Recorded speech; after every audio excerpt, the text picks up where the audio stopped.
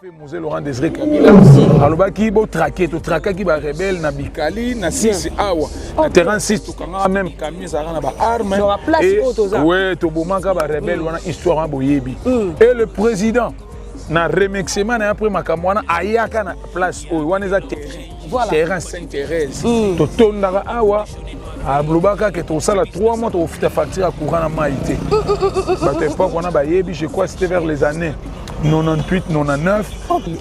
Ouais, tous en place. Tous en place Sainte-Thérèse où échangé déjà et s'est métamorphosé. Voilà. Na betelibino historique à Mouké. Si. Ah, nangam toi na quartier 6 au quartier 5 et nzela au babengango avenue Maître Croquet. Avenue Maître Croquet. Awa tozana bien projet à résilience ya Banque mondiale. Banque mondiale azongisa ki bambongo batu batekaka pembeni pembeni awa nde basali nzela. Cela veut dire quoi? Mbongo wana ndenge zongi. Batu o batekaka le long ya makadam boteka soute. Boteka soute sili. Ça dit mbongo wana so makadam sili. Ndeti kota ba piéton wana ba osana posa batu bateka soute. Voilà. Na maboso mapango très musika peut permettre circulation et ça la malamu. Voilà. Et na kati wana ezali babengango aménagement. Il y a espace, il y a terrain Sainte-Thérèse.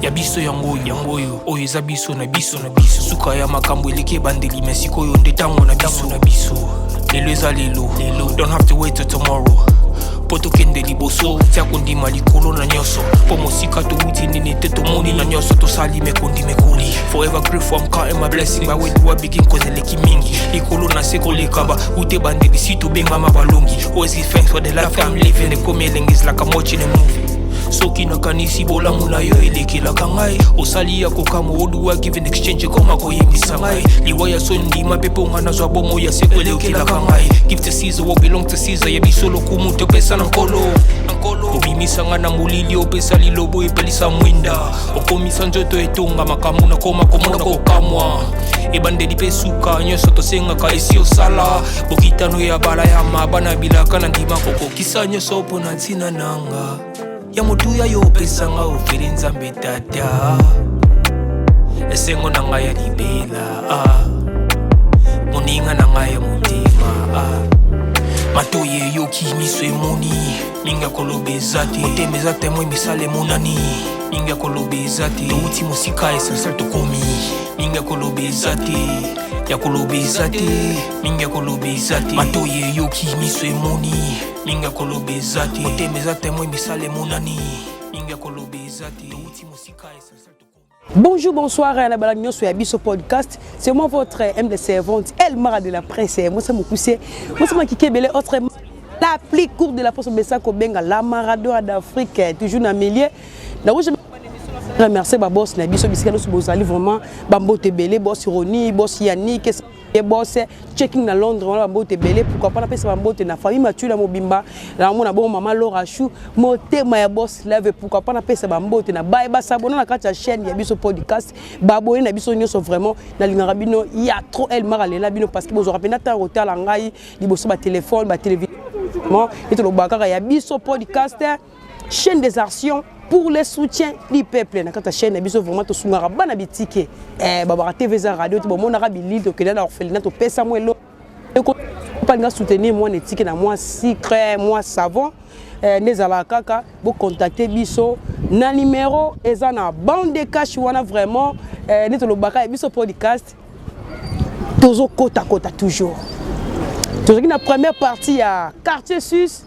Les leurs toujours ça continuité dans la deuxième partie et ça va place mususu vraiment toujours y temps ko lakisate parce que quartier ça tellement munene et 50 kabolango en deux parties tous a qui na guide expliquer qui biso première partie que ndé penalty parce que chute là qui puis deuxième partie au bandelongo awa bisika o vraiment il désoya te na monika ka stade on na salara na e kabola wana place na salara 5 qui continuité na habité voilà guide ko expliquer biso toza wapi et ça continue quartier 6 guide toza ndeko na biso guide toza razarana déjà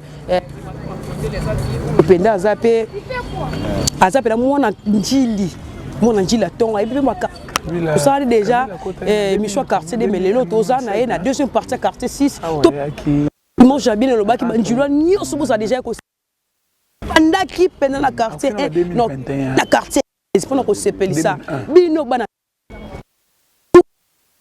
quartier ne se paye ça pour nous ça qui to découverte oyo to mais ça toujours comme ça là l'autre royer ba penza deuxième partie il y a 6 mois et moi après c'est comment quitter ba blague quitter to bakisa moi mungu moi pilipili pour efani ça toujours ma solo na lela bino fort même mora na réalisateur na ngaza si ma caméra wana je suis mbungu mona mkile bangenge nae to ça musala na ko mabisika vie na ngazali waza guide biso la deuxième partie ya quartier 6 to mege pe ko talisa batu c'est que quartier 6 na deuxième partie to mege ko beta ba soto ba pe place to zawa pinga na zoye ba dezo mbiye mutu na nga ponga zanga mona kasavubu na sola na vie na nga de matuma kondele mon vieux bonjour. Bonjour. Bonne santé. Santé bien. Comment qui m'a qui te retient? Koki maté, mais problème est ça que tu as à Kinshasa. Vraiment. L'homme doit se battre.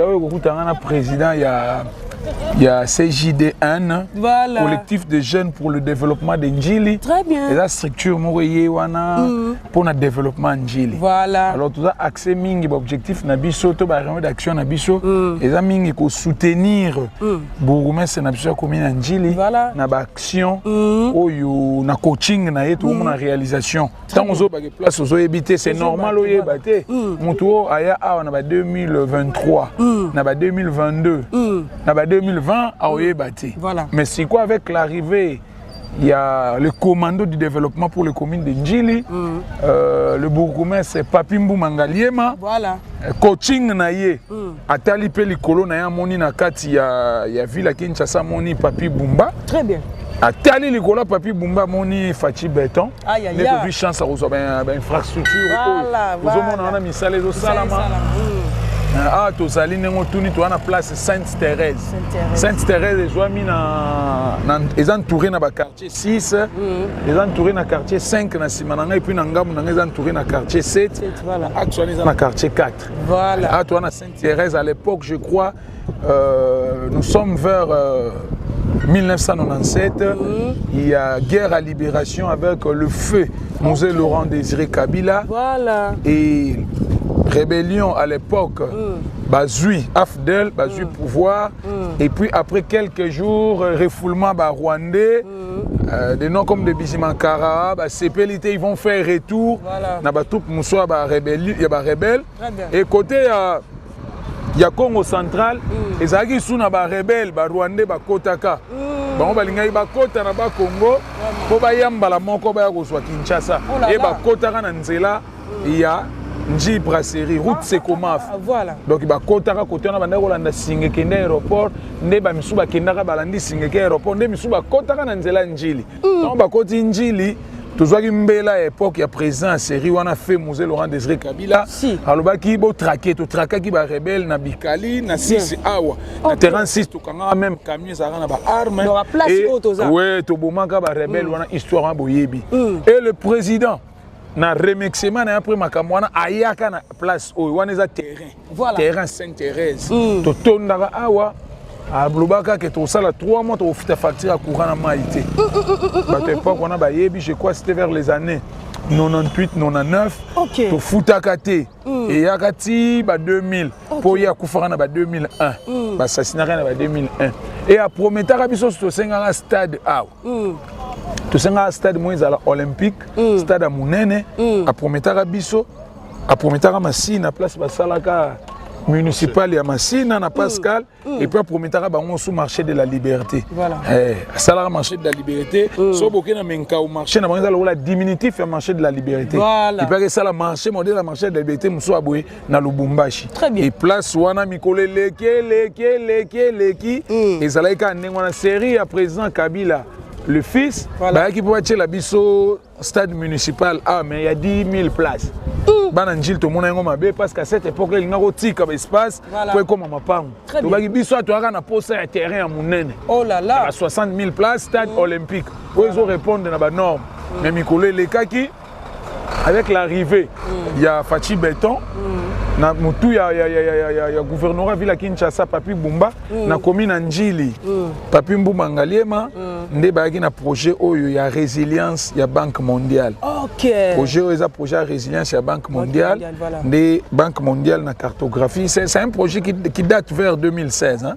Mais accomplissement nango ndeye kosala masikoyo na ba autorité au baza en tête peut-être na commune na biso zolemba koloba kobenga ete Papi Mbumba Ngalema le commando du développement pour l'Injili. Très bien. Donc président n'était seul ningo bakisa pour na CDJN protokota avancer voilà. Donc mambo baksega tozomona oyebi na VR mo bo photo tika misali gangaka voilà ba mona si batala ne mambo yo salima. Très bien. Toza wana sous leadership exceptionnel éclairé. Très bien. Il y a son excellence Papi Mbumba Ngalema. Voilà. Mwana Njili ya solo biso benga commandant ya développement. Commando ya développement. Oyebi tango ye ba mambe beleza booster. Si. Donc si bozomona boy to tambola na bino développement ezoganga ezomona. Très bien. Likolo na ye tozana gouverneur à ville. Voilà. Awa nakata kina wa nakata Njili awa Papi Mbumba Ngalema asimbi masolo to développement. Très bien. No moni biso bana Njili to loba ino to vanda boyete. Oui. Tosangisa likita moko ya munene makasi. Oyo tobengi na kombo ya structure eza kosangisa bilenge nyonso tu ya Njili pour le développement. Voilà. Ils allaient collectif de jeunes Njilois pour le développement ya commune na biso Njili. Alors tozana ya sima ya son excellence monsieur le bourgmestre commune Njili. Très bien. Mambo bozomona eza misala na ye. Voilà. Ezoganga sengo na biso eza bana Njili ba libanda et de partout dans le monde. Voilà. Omona ke soki bobimaki bozongi bomona ke Njili eza subongo te. Eza subongo to kobunga. Oyo yango tolobaka capitale ya Tchango eza Njili. Capitale ya Tchango eza Njili.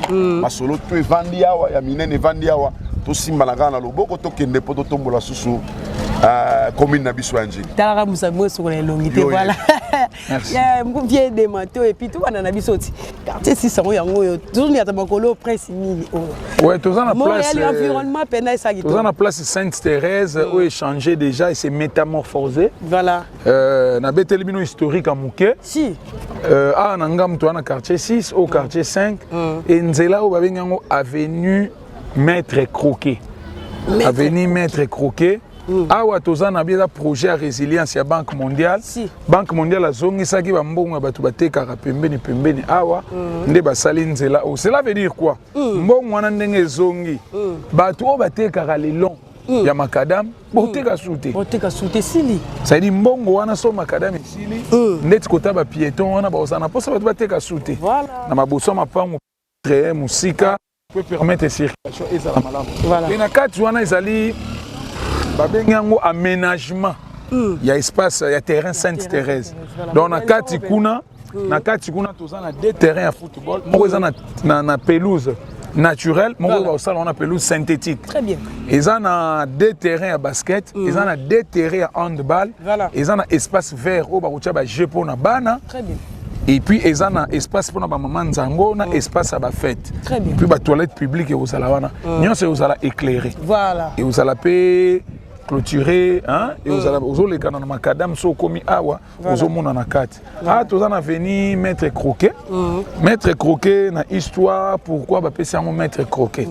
Maître Croquet za grande avenue pour na bandeko bazali banda bobima kala na obozana kini bozomona eza grande avenue o ekaboli quartier 5 na loboko na ngai ya mwasi na quartier 6 na loboko na ngai ya mobali yango ekei boeti bakwanga bakwanga eza déjà bakimbantseke c'est koti boeke 13 eke bakwanga alors ne comme na bakwanga kuna une partie nzela yo ko bimereli nji brasserie mosusu ekozonga kotaki mbantseke donc mbantseke ekoma na second entrée nango na nzelo po okende kimbantseke na nzelo po okende nji brasserie ozwa route secondaire okoti rocade donc à partir d'ici dans 5 ans 4 ans, 6 ans, 10 ans, pour nous que l'aéroport n'est pas 6 ans, nous sommes boulevard Louembate.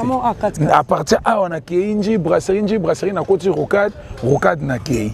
Ce qui peut aller dans des centres-villes, na Olongwara, on a comme une brasserie na côté rocade na kebima, na ba route secondaire où ekokangamana partie ouest ya capitale. Très bien. Voilà. Et pour une petite histoire, Maître Croquet, c'est un avocat. C'est un avocat, c'est un maître avocat français. Ok. Azalaki, c'est un français.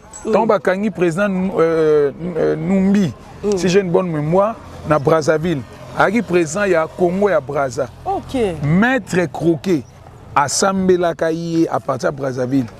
Na ba Newane Leki, président, ancien président à Congo Brazza, a gagné un procès. Ok. Bisso A, c'est vers les années 1958-1959, réveil africain. Et commis, comme mon hôtel, mais la Mindele, na 59, il y a eu match à football vers club Mikado na stade, et puis meeting il y a Bako na place Imka.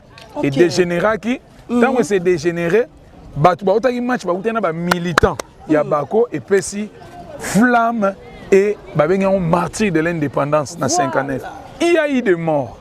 Mindele bazokaki, bato bakufaki, mais c'est des bonhommes, oboka des bonhommes, aza mundela ndo boko la bangombe. Ah bon? Aboma pe ba papa na biso muso anjili, bano kende sima. Pour pas que nous rejoindre des forces ezaka na ba limité, mais c'est des bonhommes abeta ba armes. Mais c'est des bonhommes. Donc eningi sa mukili bato bafake belé. Auteur ya makambo wana nyonso nani, président Kasavubu à l'époque président de la Bako. Oh là là. Alors, Bakangi. Tant Bakangi à Koti Kacho. Comme parti à Bako, il y a une partie mingi ya batu ya est côté, surtout ba natif ya Njili. Voilà. Notamment à l'instar il y a papa Wei, moi na quartier 7. Très bien. Papa Kingotolo, moi na quartier 7. Papa Nabiso Mumbamuna, quartier 2. Alors, comme secrétaire à l'époque, ils avaient qui la partie à Bako. Voilà. Bazui idée que non, Moutaro gagné procès Oyo. Né tout le monde n'a qu'à Bako. Ils ont maître croqué. Surtout que maître croqué a une expérience au sein de procès. Il y a un président de la République à l'époque. Très bien. Né bango bakati ici Brazzaville. Né Brazzaville qui papa Moumamuna. Papa Wei, papa qui ngotolo baké Brazzaville qui soit avocat wana maître croqué. Oh là là. Tant que maître croqué a eu un procès wana a gagné procès. Notre ancien président de la République, Papa Kassabou, à l'époque, nous avons commis président de la République. Nous président Bako a gagné le procès. Voilà. Comme parti à l'époque, au moins Kinshasa a divisé dans les partis politiques. Oui. Biso Koto actuel Zalaki à Bako. Si Bakimbanseke. Et on a sorti Kimbanseke aux avenue Wei, aux avenue Kingotolo, aux avenue Nzezalando, fondateur à Bako. De Bakombo wana nyonso eza ya batu ya Bako. Voilà. Soki po na Njili, aucun na quartier 12 ezaki Kampesa. Oh là là. Pesa wana eza parti. Très bien. Parti politique ya batu ya Bakizenga. Très bien. Soki po na axe wana ezaki Kanluka. Wana pesa parti. Dans les jours à venir, sur cette émission mususu na ko définir ba parti wana ba définition wana ya ba abréviation. Très bien. Voilà ton maître Kokaye awa a gagné procès. Oui, à Kasavubu. Voilà. Kasavubu a bimi. Na récompense na ye. Ba ko pesa nzela o comme maître croqué. OK. Donc so bande ko boye baraté histoire à muke yango wana. Et le maître croqué todo sepela. Pour ekomisko digne. Ya kombo ya paix à son âme l'avocat maître croqué. Oui. Pour awa lumière ekokota na nzela o lumière ekopela wa place ba lumière ezali wana eza ba schéma ndinga venir ezalaki avant soki cameraman on soit voilà. Ngambo wana sur le quartier 6. Venu mettre croquet avant et après, donc différence vraiment zali. Voilà très cher à internaute, bon on a déjà presque aux ali vraiment n'engé guide na biso so bête la biso moi histoire on a refaire comprendre mettre croquet ba mettre croquet prince oh histoire non vraiment depuis que ça est plaisir pendant ba tout bon so pendant temps la émission puis Montréal déjà jouer la biso bon on a n'engé travail et zo salama awa na direction ya maître croquet avant na ondenge zala qui après na bandeko bele ba yebaki avant na ngote botala bino moko déjà et puis bon après na bandeko musu ba yebaki après tenenge komeli ba yebika avant botasko après les toza na minute oyo donc nous sala pele ça makitoko avec notre président Wazuli Kanisako bon ça pena sous ville à Kinshasa ndenge zolo bara donc moi na poto kenda poto sali 40 so yé na kin après 5 ans les sous donc ma bezali malobeza pas guide na ngai toujours na direction maître croquet. Oui, voilà ce qui était de maître croquet. Voilà. Il y a un salongé dans le quartier 13. Quartier 13 et que Tiba Kouanga et puis que Bimana Rocade, Kuna Banji Brasserie. Voilà. Voilà. Très bien, Sco. Quartier quartier 6. Le bloc déjà vous avez très important et puis tu as les quartiers côté quartier 6 côté bandeli wapi ils ont souké la wapi la direction métro. Quartier 6 c'est bandé na terrain 6 avenue Ntsele. Si j'ai une bonne mémoire pour l'équipe avenue Ntsele tu as avenue Ntsanga. Ou avenue Ntsanga et puis au leki wenza 6 et quelque souka ti na avenue Kiluangu. Avenue on appelle Kiluangu ba uchong makadami qui nous relier route à Sekomaf. Et puis au mon église Saint-Martin, partir on a Mukubwa. À partir on a des jours au monde à côté quartier 13. Ah donc voilà. Saint-Martin ça là elle 13. Saint-Martin c'est très donc il y a ça na frontière. Ça na 13 na 6 à Zawa. OK. Voilà, mais nous on va tout regarder comment les gars maintenant va inaugurer tout cas ba travaux. OK. Ça se voit donc. Tout ça Moussala Ningezala toujours na combien d'anges précisément dans quartier 6 autres ça constitue des de Copenhague guide na biso le bête so dit ah l'autre c'est l'histoire parce que histoire ça la bien et que ton bête histoire ba to ba ye bien on se ko ba kete garçon on solo la bien des moteurs on va la vérité que na pena bongo n'évidemment parti au toza o est-ce que exactement école mo zinga wa toza la mo biloko mo o bi penza la place historique carrément partout toza o parti oyo place historique comme tel exact parce qu'à l'époque il y a impraticable hein? Voilà. Il y a impraticable donc et l'eau copena historique et aux alatés et à la sorte les gars venus nsanga de Windsor 6 Windsor 6 c'est Zaliwana et puis école Likasi ça peut na Windsor 6 one voilà et puis surtout bimi bansanga moi liboso to mona bureau Seni oyo s'occupaka na ba secrétariat quoi côté ba sala la compilation il y a ba résultat nyon soit Seni avec na ville il y a Njili Kotoyo ils ont na quartier 6 bureau pe ya ba sala ba Kabola au moni à l'époque so yena commune ya Njili na état civil ba mariage ezaki saturé projet moko yaki ba commencer la ba extension donc Njili soko ye kuna au mona ke ba mariage ezaka sous saturé te pona nini po ba zwa ba quartier le quartier 6 quartier 5 quartier 9 quartier 13 10 o eza pembeni na 5 ba yaka sous na communauté ba sala bango bureau extension et état civil et comment na kata quartier 6 donc bango mariage esande sala manga na maison communale ndenge pe ba omonika Njili kabwani 6 na ba 7 na ba 5 kabwani na makadam parti oignon so pe ba comment ça ba mariage civil na ba na quartier 6 kebo ba comme ça 6 capitale Njili hein bon comme son capitale Njili parce que histoire capitale Njili ezali eza quartier 7 ya solo hein ah ouais ah depuis que tant que ça l'émission 7 yinda mabe ah ouais donc voilà donc après awa surtout longa tout le monde a église à Saint-Martin mais ala si tu vas na paroisse église catholique catholique ah exact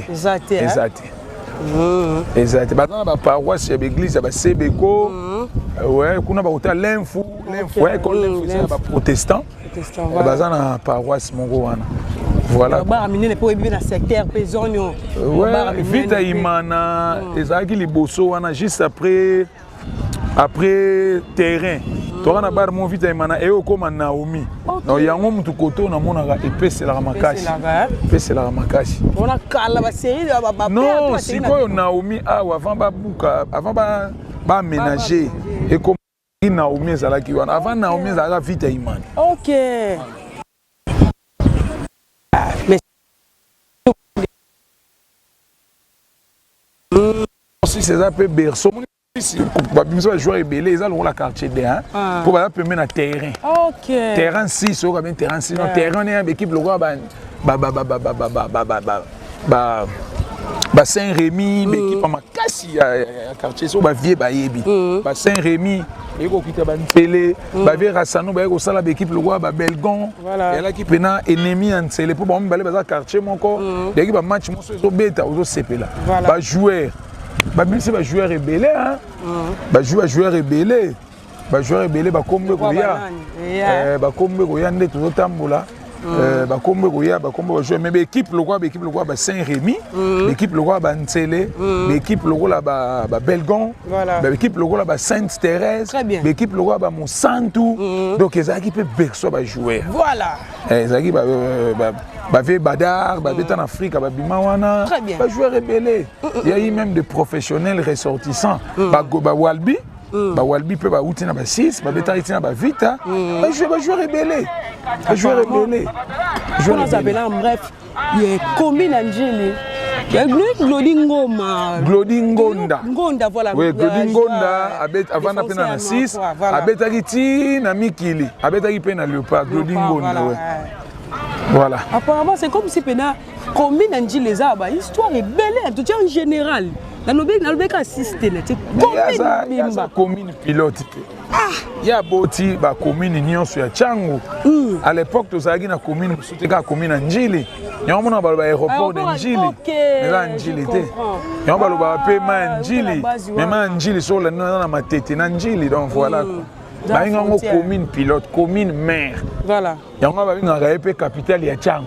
Okay. Et les lots pas commis qu'on méritait capital. Mérité, oui, oui. Zélande Nzela.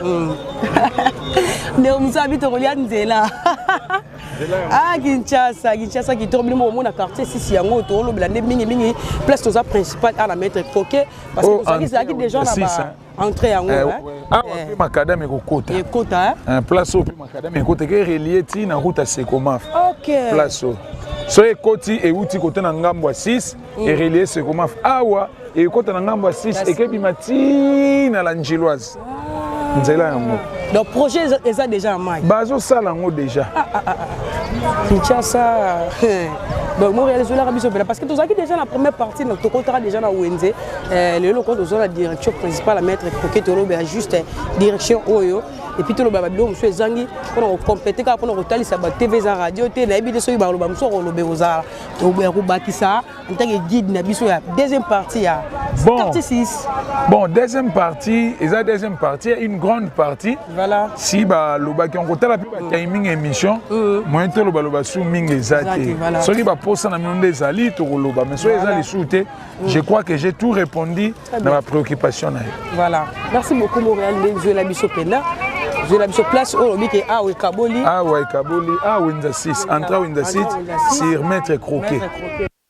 Quartier 5 on a vide ou aminé nous. Ba otela ba mpe makadam ke kangi. Route eke c'est comment hein. Te Winda 6 ezala na libanda te. Winda 6 ezala na place na mo ya 4. Donc ba ngoto ba ozonga na 4. Oh bande batu ba leke belé ba débordaka. O ekepe 5 Winda 5 na ngambo. OK, voilà très cher amis internautes, nous besoin on a déjà ba maram tout bilili nyonso tozoloba de remettre en pratique to la qui s'appelle réalisateur sur la biso environnement pour nous refaire voir ba que biso la carte chaîne biso podcast beaucoup plus tard tozoloba to la qui s'appelle pour ekendara vraiment ekendara penda bon bana na rapport ça la penda qui to ça la beaucoup plus na ba bon la biso sur la chaîne na biso ya bino TV za radio te tozo penda temps aussi à tous les 13 quartiers le tout ça deuxième partie à 6 lobby kuna tozana 7 tozana 8 tozana 9 ti to comme na 13 to ke sur ba commune sur bana masina bozi to koya bana matiti de to sala ki lemba to koya tous les donc tous les 24 communes ya ville à Kinshasa tous les communes à Kinshasa to kozala zala wa to koya to koketi ba para tu ma to kende ko découvrir ni les bons makuna to la place est belle. Donc nous sommes dans quartier 6 deuxième partie nous sommes à vie waza guide biso de mato to betaka moi li solo on ti place est sous quel ti wapi frontière frontière toke ti Saint-Martin Saint-Martin bozo mona ya clocher hein ndako ngonga donc komanda ti kuna pona kolobela kaka donc bana boka na wenze ka oh moko me ba quartier musupe na wenze te sisi kuta na wenze déjà c'est bon njili ba quartier on njili la Kabola et ba quartier plutôt Mundele parce que njili eza commune mon loti par Mindele hein voilà siko lotissement au Mundela c'est des quartiers tina quartier 7 vous allez remarquer dans tous ces quartiers là au Mundela lotir bazana terrain foot bazana espace vide bazana ba terrassé bazana ba wenze mais surtout bande partir quartier 8 voilà au Mundela touché c'est là où il y a maintenant des problèmes terrain foot ezate wenze ezate mais ba quartier mususu bazanga ba wenze même ya mike mon espace mo wenze zali voilà Et puis biso mo ba congolais to mo créer ba wenzi na biso parce que la tali ba construire njili mapango tout libanda ezangela mate partout to créer ba wenzi l'état ko bouger comme mais moyen de vivre oyebi non toujours senga na ba konzi chômage oyo mtu chômage mtu esa biloko oyo chômage pena moni passe ya chômage misala ezati bato nyonso so misala ezalaki nango mtu akoteka te o mona petit na bateka bo mona petit pourquoi bénéfice à malongo ezati mais vaut mieux petit là que rien et on se mona ba wenze et komi bo donc voilà quoi mais so misala komi nango ba marché pirate au mingi okufa nango po bato ba osasa na misala voilà. OK, merci beaucoup.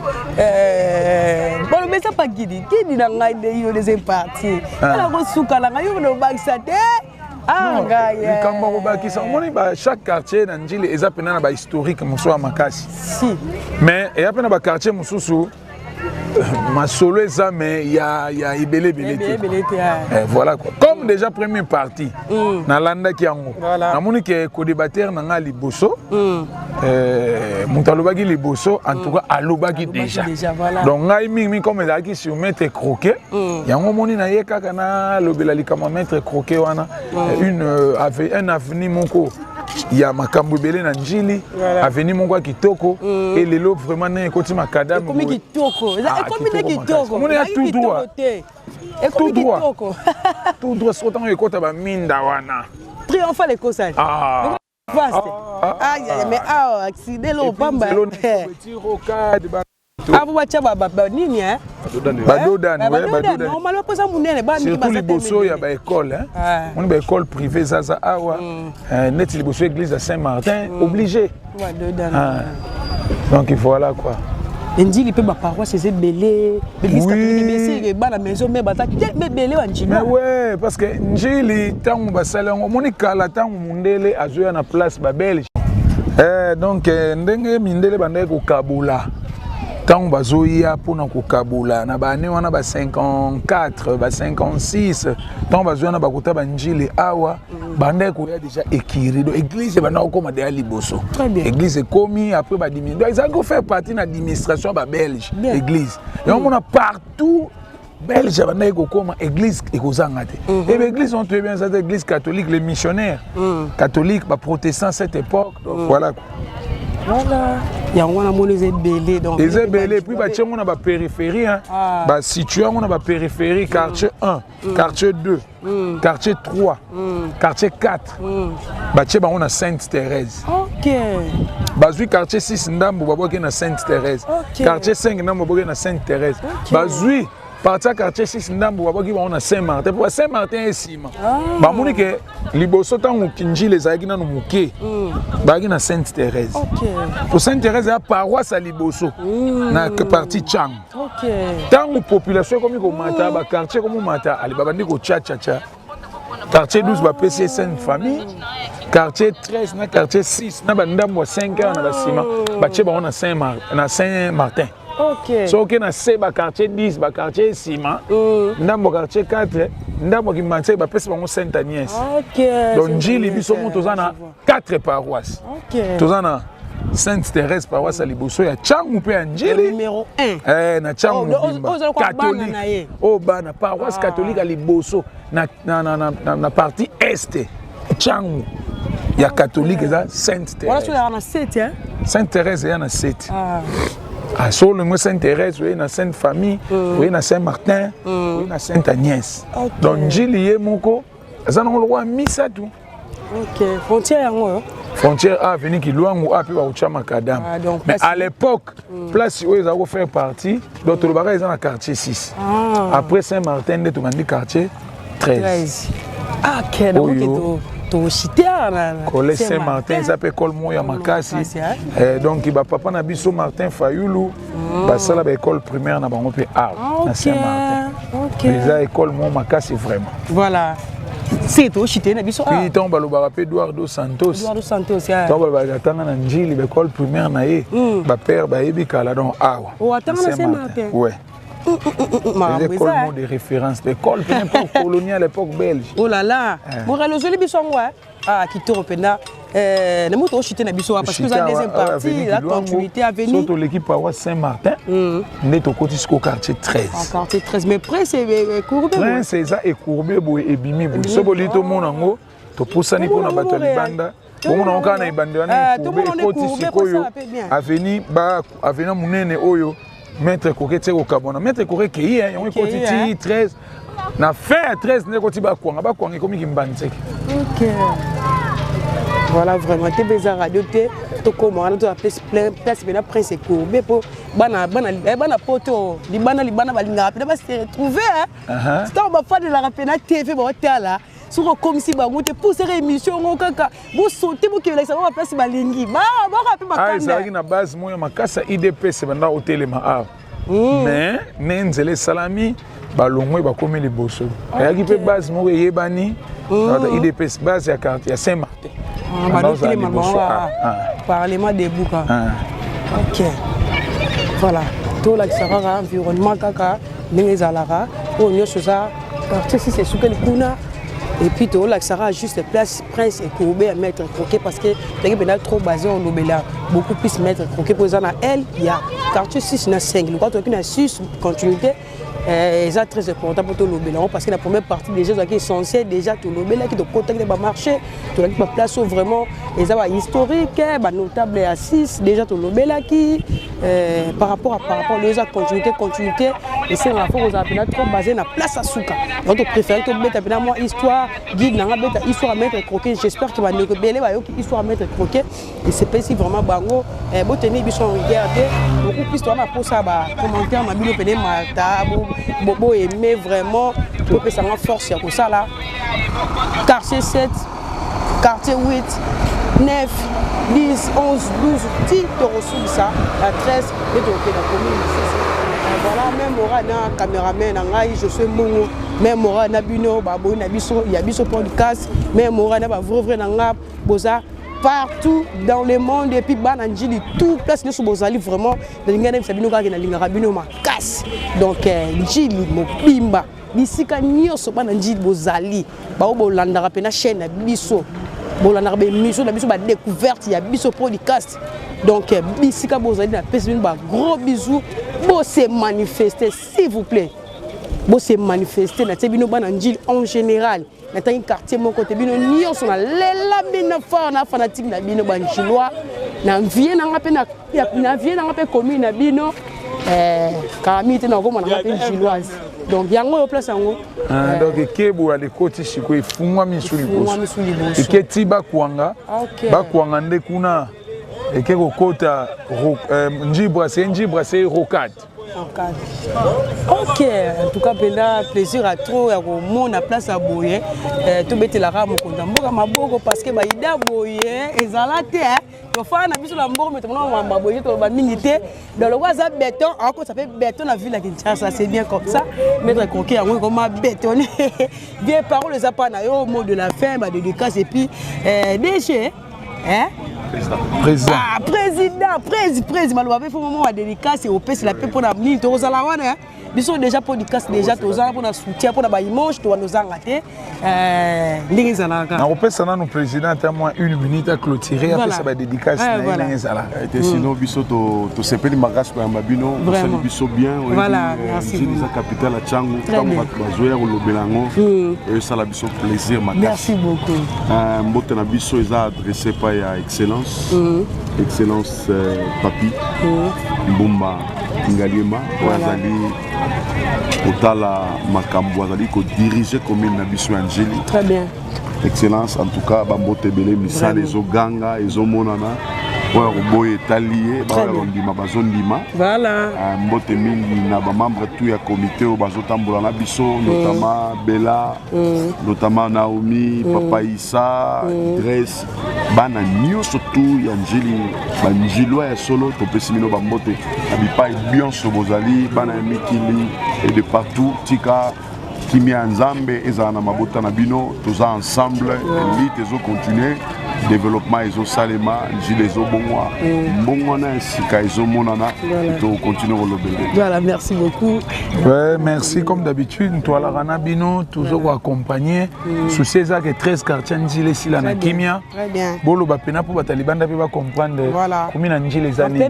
Merci na numéro 1 de la classe le bourgmestre Papimbu Mangale Manga Benakaye le numéro 1 de la classe parce qu'il y a le numéro 1 de la classe Yanjili et à commune Yanjili. Si. Merci Naba Ndeko Basute Narabiso à Pau Vakala de Belgique na pesi Mbote na pesi Pichu Sengwa Makonde le Pembote place aux Ali na pesi ba Makonde le Nyonso place aux Ali René Makonde le Pembote na niveau de France na pesi Bijou Lulendo Muzungu Motona Nzambe merci Kifo Ibieta Jofis merci pour Nabino na makamnyos bozo sala boza la bien place bozali batonyonso na pesi bino vraiment beauté na pesi Marcel Lukizaïla moi na Italie à Tongo à côté ndeko na Yves Lukizaïla boza la bien donc bolanda podcast bolanda ye pour ça la peine bien merci voilà. Merci beaucoup voilà très cher amis internautes babone biso nyoso ya biso podcast vraiment boza déjà ko sepela boza la ya ko sepela le boza suya ko sepela parce que ni la biso bino ko TV za radio tu non so pena tant na melima et puis le qui dit esprit.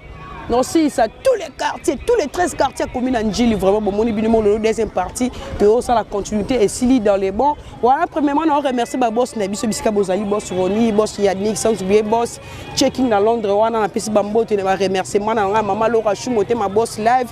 Famille m'a tué la Bambo Tebele, la PC Bambo, na Elodie la maintenance, na Bounès, sans oublier mon vieux Freding, mon coutumier, vieux de Best Congolo, Dorcas Simbala, Jordan Marcus, Yamire qui cite, Papa Elvis, Tekasala, Papa na Myriel, depuis ma tête Bambo Tebele, PC Bambo Tebele, ça bonne vraiment la chaîne, vous avez belé. Glongonda, Gloria Gonda, la fille qui marche dans l'eau sans bateau. Il y aura comment il fait ça? Kilo, la personne qui na base elle m'a mobemosé belé na autant à peine ba combo tellement belé sans oublier ma famille Mialou, Keren Mialou, Tichik Mialou, Sephora Mialou, sans oublier notre cadet, on dit Mialou pourquoi pas la personne na bana na winner na gratis Mialou Bambo Tebe Bisika Bozali. Voilà très cher amis internautes, TV Radio to banda qui penda première partie, le deuxième partie to sugisi ah ouais, continuité la deuxième partie à quartier 6 émission royale en 7 bana 7 bomilenge là. Bana 7 bomilenge là royal 8 pena royal 9 royal 19 ti la 13 to sili to la commune mususu. La sima caméra to zayi bona caméraman na biso Josué Mbongo wana moya do basali sa Bambo Tebe ne pesi Bambo Tebe tout balinga El Mara surtout banjilwa na lela bino fona fanatique na bino ngana fanatique na bino banjilwa bo se manifester bo ça ba commentaire vraiment awa maître croquet pesto soukeli debi que à la prochaine émission na roya sou makasi ne lo baka so na kufite soki penza ndazongite ah na bosa ni Cédric Mbidi sa monteur ya motema depuis Rwanda na Angola Cédric Mbidi sa monteur yo na suite banga na yo sinon nzamba zongite soki na kufite tokuta na bino à la prochaine émission quant au moi je vous dis bye Liwaya sondi mapepo ngana zwa bomo ya sekwele ukila kangai give to Caesar what belong to Caesar ya bisolo kumuto pesa na nkolo ubimisa ngana mulili opesa lilobo epelisa mwinda okomisa njoto etonga makamuna koma komona kokamwa ebande dipesuka nyoso tosenga ka esi osala bokitano ya bala ya mabana bilaka na ndima koko kisa nyoso pona ntina nanga ya motuya yo pesa nga ofere nzambe tata esengo nanga ya libela